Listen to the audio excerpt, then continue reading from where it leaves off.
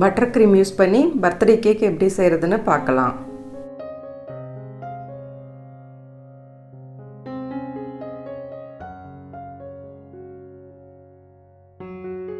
இன்றைக்கி 5 இன்ச் டின்னு 2 எடுத்திருக்கேன். அதில் ஆயில் போட்டு மைதாவால் டஸ்ட் பண்ணி எடுத்துக்கிறேன்.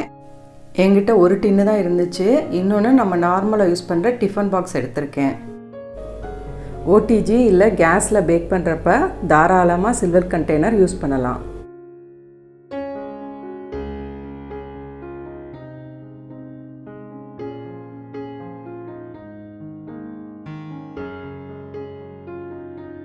நூறு கிராம் அன்சால்டட் பட்டர் எடுத்திருக்கேன்.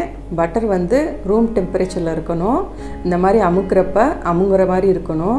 நீங்கள் வெளியே எடுத்து வைக்காமல் மறந்துட்டு திருப்பி அதை சூடு பண்ணி ஊற்றுனீங்க அப்படின்னா கேக் சரியாக செட் ஆகாது. அதனால் ரூம் டெம்பரேச்சரில் இருக்கிற மாதிரி பார்த்துக்கோங்க. பட்டர் வந்து ஒரு 2 நிமிஷம் பீட் பண்ணதுக்கப்புறமா பவுடர் பண்ணி வச்சுருக்க சர்க்கரையும் சேர்த்து நல்லா பீட் பண்ணிக்கிறேன்.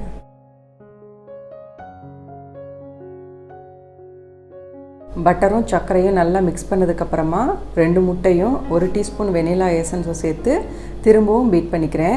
இதை ரொம்ப நேரம் பீட் பண்ணணும் அப்படின்னு அவசியம் கிடையாது. ஓரளவுக்கு நல்லா மிக்ஸ் பண்ணதுக்கப்புறம் அமர்த்திடலாம். இந்த ரெசிபி வந்து பேசிக் கேக் ரெசிபி தான். கேக் செய்ய தெரியாது அப்படின்னு வர்றவங்களுக்கு முதல்ல இந்த கேக்கு தான் சொல்லி கொடுப்பேன். இந்த கேக் வந்து ரொம்பலாம் சாஃப்டாக வராது. ஆனால் பட்டர் க்ரீமுக்கு ரொம்ப பர்ஃபெக்டாக இந்த கேக் இருக்கும்.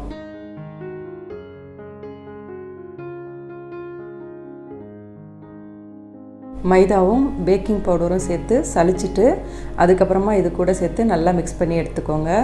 இந்த ரெசிப்பியில் பட்டருக்கு பதிலாக ஆயில் கண்டிப்பாக சேர்க்க முடியாது.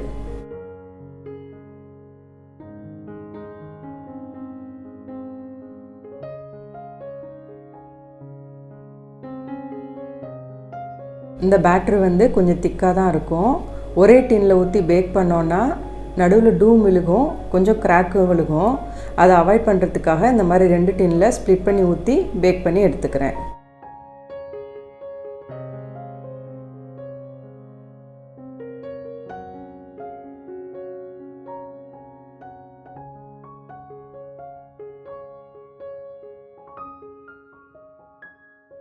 ஒன் 180 டிகிரிக்கு 10 நிமிஷம் ப்ரீஹீட் பண்ண ஓடிஜியில் 20லேருந்து 25 நிமிஷம் பேக் பண்ணி எடுத்துக்கிறேன். பட்டர் க்ரீம் ரெடி பண்ணுறதுக்கு ஐசிங் சுகர் யூஸ் பண்ணிங்கன்னா தான் நல்லா ஸ்டிஃபாக இருக்கும். ஐசிங் சுகர் வந்து நான் கடையில் வாங்கி தான் யூஸ் பண்ணியிருக்கேன். இதை கண்டிப்பாக சலிக்காமல் சேர்க்கக்கூடாது. அதனால் நல்லா சலித்து எடுத்துக்கோங்க.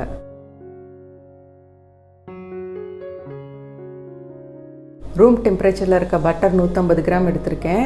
அன்சால்டட் பட்டர் தான் யூஸ் பண்ணியிருக்கேன். இது கண்டிப்பாக ரூம் டெம்பரேச்சரில் இருக்கணும். இந்த மாதிரி அமுக்கிறப்ப நல்லா சாஃப்டாக இருக்கணும். என்ன அளவு பட்டர் எடுக்கிறீங்களோ அதுலேருந்து 2 பங்கு ஐசிங் சுகர் எடுத்துக்கணும். அதாவது 150 கிராம் இப்போ பட்டர் எடுத்துருக்கிறேன்னா ஐசிங் சுகர் வந்து 300 கிராம் எடுத்துக்கணும். அதுதான் சரியாக இருக்கும். பட்டரோட கலர் நல்லா மாறுற வரைக்கும் பீட் பண்ணிக்கோங்க. நார்மலாக பேக்கரியில் ஃபுல்லாக வெஜ்ஜு ஷார்ட்னிங்னு சொல்லுவாங்க. பட்டருக்கு பதிலாக அதை தான் யூஸ் பண்ணுவாங்க. அது வந்து எந்த டேஸ்ட்டோ ஃப்ளேவரோ எதுவுமே இருக்காது. அதாவது அனிமல் ஃபேட். இப்போ நம்ம பட்டர் வந்து அது ஃபுல்லாக வந்து வெஜிடபிள் ஃபேட்டுன்னு சொல்லுவாங்க. அதுதான் ஃபுல்லாகவே கேக் செய்கிறதுக்கோ க்ரீம் ரெடி பண்ணுறதுக்கு எல்லாத்துக்குமே அதுதான் பேக்கரியில் யூஸ் பண்ணுவாங்க. பட்டரோட கலர் மாறினதுக்கப்புறம் ஐசிங் சுகரை கொஞ்சம் கொஞ்சமாக சேர்த்து க்ரீமை நல்லா பீட் பண்ணி எடுத்துக்கோங்க. ஒரு சிலர் வந்து இந்த க்ரீம் ரெடி பண்ணுறப்ப பால் சேர்ப்பாங்க. ஆனால் நான் பால் சேர்க்க போகிறது கிடையாது. ஏன்னா ரூம் டெம்பரேச்சரில் தான் இந்த கேக் ஃபுல்லாக நம்ம ஸ்டோர் பண்ணுவோம். ஃப்ரிட்ஜில் வைக்க மாட்டோம். ஃப்ரிட்ஜில் வச்சிங்கன்னா ஹார்டாயிரும். ரூம் டெம்பரேச்சரில் வைக்கிறப்ப பால் சேர்த்திங்கன்னா கெட்டு போயிடும். அதுக்காக வேண்டி பால் சேர்க்காமலேயே நீங்கள் இந்த க்ரீம் ரெடி பண்ணலாம். வெனிலா எசன்ஸ் சேர்த்து மிக்ஸ் பண்ணிக்கிறேன். எலக்ட்ரிக் பீட்டர் இல்லாமல் கூட வயர் விஸ்க் வச்சு கூட இந்த க்ரீமை நீங்கள் மிக்ஸ் பண்ணி ரெடி பண்ணலாம். இந்த மாதிரி ஸ்டேஜ் வர வரைக்கும் க்ரீமை நல்லா பீட் பண்ணி எடுத்துக்கோங்க.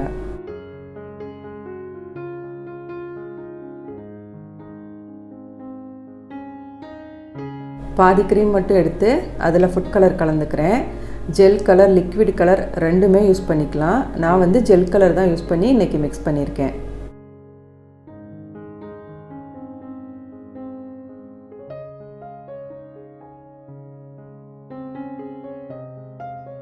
ஓடிச்சிலேருந்து கேக்கை வெளியே எடுத்து ஒரு ட்ரை கிளாத்தால் கேக்கை மூடிடுங்க. அது கூல் ஆகிற வரைக்கும் மூடியே வச்சுருங்க. இந்த மாதிரி கேக்கு ஈஸியாக டின்லேருந்து வெளியில் வந்துடும். இந்த கேக் வந்து ரொம்பலாம் ரைஸ் ஆகாது, அது மாதிரி ரொம்பவுமே சாஃப்டாக இருக்காது, ஓரளவுக்கு கொஞ்சம் திக்காக தான் இருக்கும். போர்டு மேலே கொஞ்சம் க்ரீம் வச்சு கேக் ஐசிங் பண்ண ஸ்டார்ட் பண்ணுறேன். நான் வந்து சுகர் சிரப்பெல்லாம் இன்றைக்கி சேர்க்க போகிறது கிடையாது. ஒரு சிலர் யூஸ் பண்ணுவாங்க, அப்படின்னா நம்ம ரூம் டெம்பரேச்சரில் ஸ்டோர் பண்ண முடியாது. ரெண்டாவது பேக்கரியிலையுமே சுகர் சிரப்பெல்லாம் சேர்க்க மாட்டாங்க, இந்த மாதிரி டேரெக்டாக க்ரீமில் தான் செஞ்சுருப்பாங்க. அதே மாதிரி தான் இன்றைக்கி நானுமே ஐசிங் பண்ண போகிறேன். க்ரீம் வந்து கொஞ்சமாக தான் வச்சு ஐசிங் பண்ணணும். நிறைய வச்சிங்கன்னா இதில் ஸ்வீட் அதிகமாக இருக்கிறனால திகட்ட ஆரம்பிச்சிரும். அதனால் ரொம்ப கம்மியாக யூஸ் பண்ணி தான் ஐசிங் பண்ணி எடுக்க போகிறேன். நான் இன்றைக்கி உங்களுக்கு கொடுத்துருக்க மெஷர்மெண்ட் வந்து 1/2 கிலோ கேக்குக்கு உண்டானது தான். நான் எடுத்திருக்க டிசைனுக்கு வந்து கேக் கொஞ்சம் ஹைட்டாக இருந்தால் நல்லாயிருக்கும் அப்படின்றதுக்காக எக்ஸ்ட்ராவாக ஒரு கேக் செஞ்சு அதையும் இதில் சேர்த்து ஐசிங் பண்ணி எடுத்துக்கிறேன்.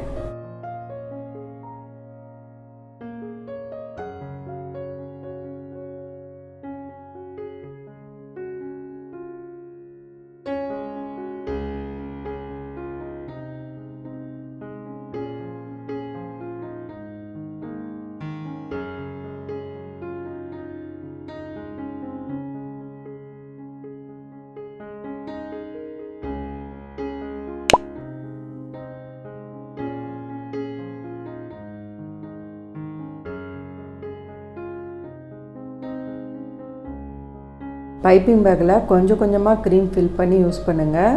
நிறைய சேர்த்திங்கன்னா கையில் இருக்க சூட்டில் க்ரீம் உருக ஆரம்பிச்சிரும். அதே மாதிரி ஃபேனுக்கு கீழே இருந்தும் ஒர்க் பண்ணாதீங்க.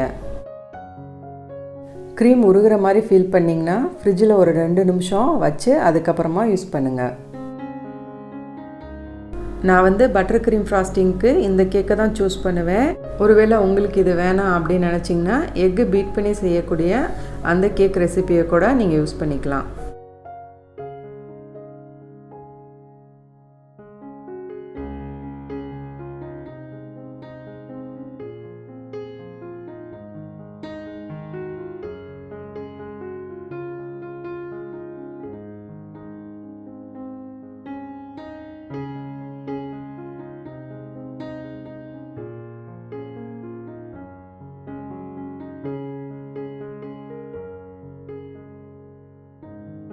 ரோஸ் நாசில் யூஸ் பண்ணி ரோஸ் செஞ்சு எடுத்துக்கிறேன்.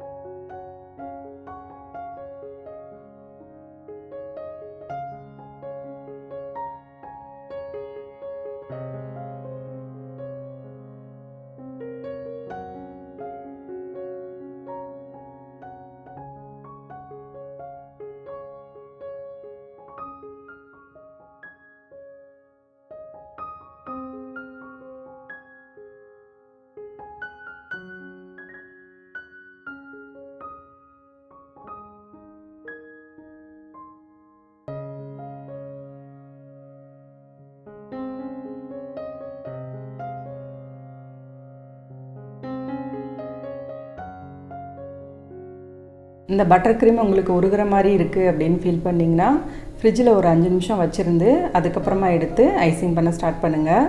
இந்த கேக்கில் பொறுத்த வரைக்கும் எக்கோட ஸ்மெல் வந்துட்டு சுத்தமாக இருக்காது. ஏன்னா அதில் பட்டர் நிறைய சேர்த்துருக்கிறனால, இந்த க்ரீம்லேயும் சரி கேக்லேயும் சரி பட்டர் நிறைய சேர்த்துருக்கிறனால இந்த கேக்கு வந்து ஃப்ரிட்ஜில் ரொம்ப நேரம் வைக்கக்கூடாது. அப்படி வச்சுருந்திங்கன்னா கேக் வந்து ஹார்டாயிரும். நீங்கள் ரூம் டெம்பரேச்சர்லேயே இதை வச்சுக்கலாம்.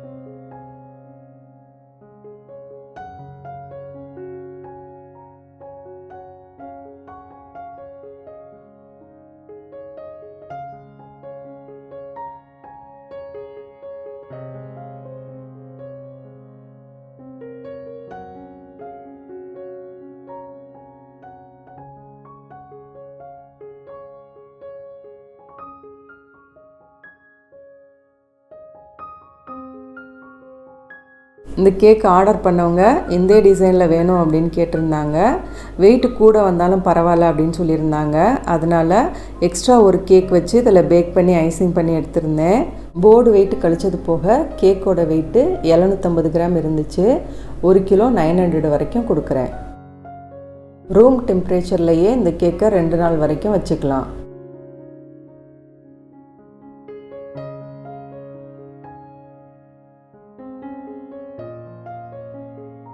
இந்த கேக்கெல்லாம் செஞ்சவங்க ஹகீரா. இவங்க திருச்சியில் இருக்காங்க. இவங்களோட காண்டாக்ட் டீட்டெயில்ஸ் எல்லாம் கொடுத்துருக்கேன். நீங்கள் அந்த ஏரியாவில் இருக்கீங்கன்னா இவங்கக்கிட்ட ஒரு தடவை ட்ரை பண்ணி பாருங்கள். இந்த கேக்கெல்லாம் செஞ்சவங்க ஷர்மிளா. இவங்க கிருஷ்ணகிரியில் இருக்காங்க.